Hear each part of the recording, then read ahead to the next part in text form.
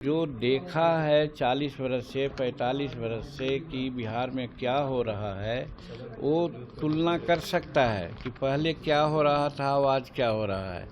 तो जो जन्मता है आदमी और बरसात होती है तो लगता है कि वो समुद्र आ गया। तो उसी प्रकार से चिराग जी थोड़े दिन से राजनीति कर रहे हैं।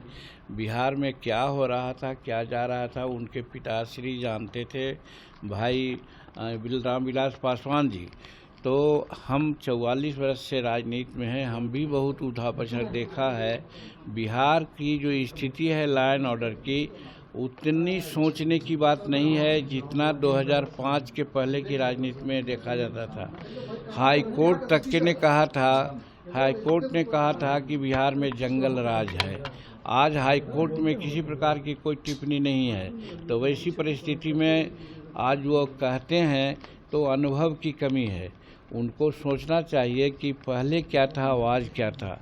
आज बहुत पहले स्थिति खराब थी, उसको ठीक करने का प्रयास किया गया है विकास का काम करके और शांति व्यवस्था करने के बाद। और एक चीज़ और आपने देखा होगा कि एक बात पहले होती थी कि क्राइम होता था तो क्राइम होने के बाद क्रिमिनल लोग एक अन्य मार्ग में जाते थे और तत्कालीन मुख्यमंत्री और क्रिमिनल से बात होती थी और जो विक्टिम होता था उसको बुलाया जाता था, समझौता कराया जाता था पैसा ले दे करके।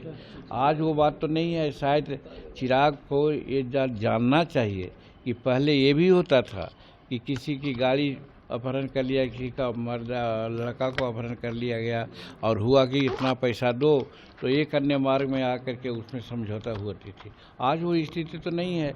आज किसी का हिम्मत नहीं है कि एक अन्य मार्ग में जाए।